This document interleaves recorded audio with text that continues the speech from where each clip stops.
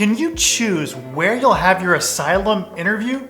This is an important question because, as you may know, approval rates differ significantly among the offices. It's true that, statistically speaking, you do have a better chance for success at some offices than others. So, can you just elect to have your interview at an office with a high grant rate? And what happens if you move to a new location? Will your interview location change? Well, in this video, I'm going to answer those questions, and I'll tell you everything else you need to know regarding asylum interview approval rates. I'm also going to show you how to figure out where your interview will be depending on your address. So stay with me to the end because I need to warn you about something. This is important, okay?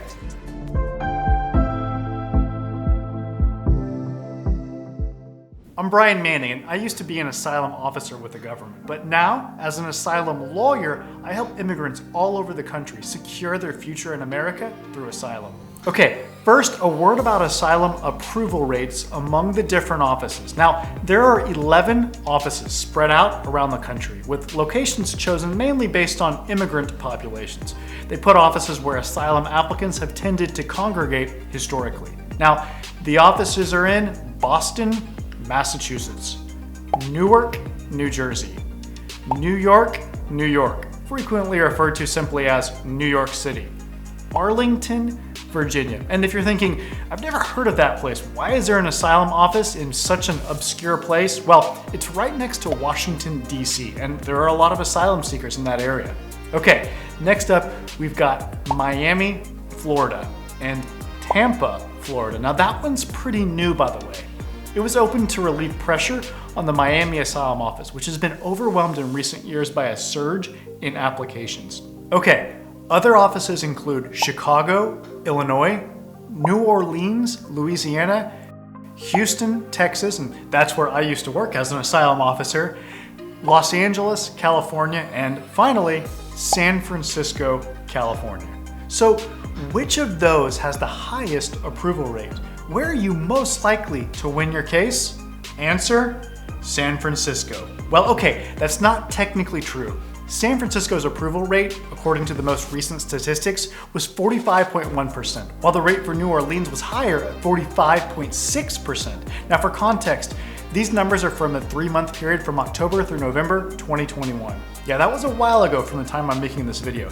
They don't publish statistics very frequently. And the approval rates that I'm talking about take into account cases where a decision was made to grant asylum, deny it, or refer the case to immigration court, which is effectively a denial. It means the asylum office thinks the person is not eligible for asylum and puts them in deportation proceedings. Now, before you pack your bags for the Big Easy, as New Orleans is sometimes affectionately called, understand that it's tough to draw conclusions about just how generous that asylum office is because it's only been around for a few years. Also, the sample size for New Orleans is small. They handled just 303 cases during the time period in question, as where San Francisco handled 949. And San Francisco's been around a long time and has pretty consistently had the highest approval rate.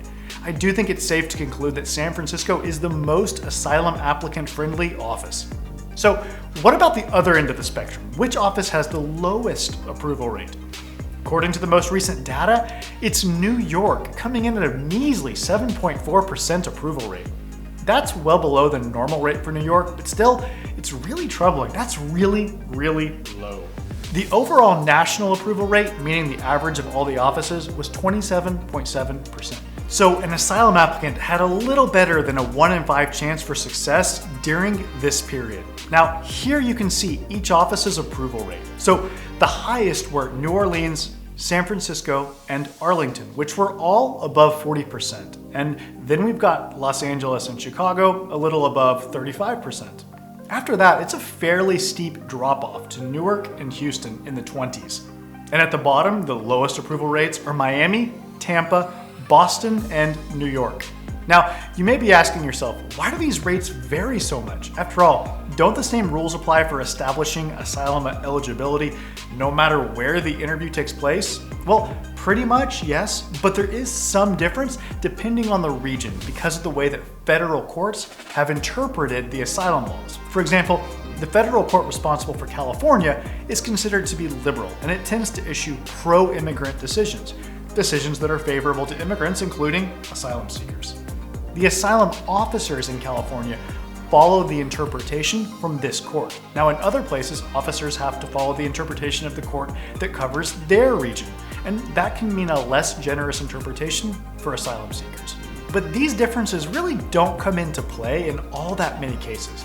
Definitely not enough to account for the massive difference in approval rates between San Francisco at 45% and Miami, which consistently has one of the lowest approval rates, which was most recently about 17%. That's a 28% difference. That's huge. What else can explain the differing results among asylum offices that are all part of the same agency and are applying pretty much the same standards? Well, one factor that makes a difference is the culture at the office, which is dictated largely by the head of the office. The director of the office has a big influence on how cases are decided. They set the tone, and either a pro-approval or anti-approval mindset can pervade the whole office. Additionally, the characteristics of the immigrant populations that tend to settle in certain areas. For example, people from Central America often have a hard time qualifying for asylum due to the way the law is interpreted with regard to the kind of harm that causes many of them to flee their country. And this drags down the approval rate in places where these folks often settle, including places like Houston and Miami. In contrast, the problems facing certain Asian populations are more likely to be of the kind that make for a solid asylum claim, and a lot of these applicants end up in California. So this pushes up approval rates for the San Francisco and Los Angeles asylum offices. You know now which asylum office gives you the best chance for success, and you have a sense for why decisions among the offices differ. So let's turn to the all-important question. Can you just elect to have your interview at an office with a high approval rate? Like, can you indicate when you apply that you want your case to be heard by San Francisco or Los Angeles or Newark, which traditionally have high approval rates? Now, before I answer that question, if you want to maximize your chances for asylum success, then be sure to hit the subscribe button and the bell notification so that you don't miss the insights that I share on this channel. All right, so can you choose your interview location? Unfortunately, no, you can't. Cases are assigned to an asylum office based on where the applicant lives. You see, when you apply for asylum, the people doing the intake look at your address, and then they route your application materials to the asylum office with jurisdiction over your place of residence, and that office schedules an interview for you. You don't have any choice in the matter. But you do have a choice regarding where you live at the time you apply. And you can also move after applying so as to move into the jurisdiction of an office with a high approval rate. If you start out in the jurisdiction of one asylum office, but then you move into the jurisdiction of another, well, your case gets transferred to the new office and you'll have your interview there. So you do actually have control over where you have your interview. You've just got to be willing to move. If you've yet to apply, well then you can move before applying. If you've already applied, you can still move anytime before your interview and have your case transferred. And that raises an important question. Should you move just to seek out an office with a high approval rate? Now, this is a tough question. I used to tell people that I don't think it's worth it, but to be honest, my thinking on this has evolved. If all other things are equal, like if you're up for living anywhere, then yeah, I do now think that it makes sense to go to California or New Jersey, where approval rates are significantly higher than in other places. But I acknowledge that just packing up and moving isn't so easy. There are lots of things to account for in deciding where you'll settle in the United States and whether you may be willing to move, and if so, where to. Having a good support system in terms of family or friends in a certain place, or perhaps a good job, or any number of other things can be important factors in this decision. But yeah, if you're up for anything, then it may make sense to head to California. Now, if you want to know how to ensure that you end up in the jurisdiction of a certain asylum office, or if you want to see what office you'll be assigned to based on where you currently live, then you can figure this out using the USCIS website. Now, I recommend Googling USCIS asylum office location. And then on the results page, the top result should be USCIS office locator. Click that, and on the next page, scroll down a bit and click on the link that says asylum offices. Next, scroll down, and in the box next to where it says enter your zip code, do exactly that. Enter the 5-digit code at the end of your address or of the address you're inquiring about. Then click the blue Find My Office button and it'll show you where your interview will be. So here, I put in a zip code in Houston, so it shows me the Houston Asylum Office. Note that on the prior page, you do have the option to just click on a state instead of entering your zip code. This is fine for every state other than California, New York, and Florida. Those 3 states will return multiple offices if you just click on the state, and you won't know which one is actually yours. You see, for Florida, it shows me Tampa and Miami. But if I go back and put in a zip code, it'll show me which of those 2 offices I fall under. So this zip code, 32801, is one that's found in Orlando. And when I use it, it shows me that any address within this zip code is assigned to the Miami Asylum Office. Okay, now for that important warning that I said I would tell you about. Do not lie about your address. You shouldn't lie about anything. Honesty is truly the best policy.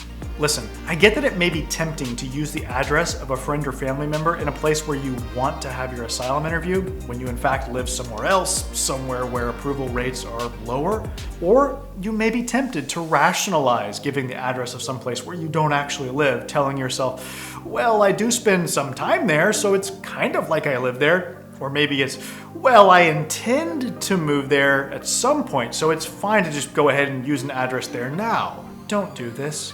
You need to use the address of the place you actually live.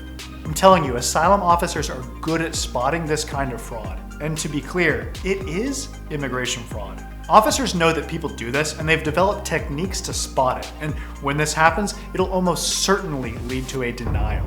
So in addition to it just being the right thing to do, being honest about your address is also the strategically smart thing to do. If you're ready to take the next step and get individualized help with your asylum case, then call my office today. It's 713-909-0401. And we help people all over the country, so it doesn't matter where you are. Call us now to schedule an asylum strategy session so we can help you secure your future in America through asylum. Again, I'm Brian Manning, and it's an honor to serve you in your asylum journey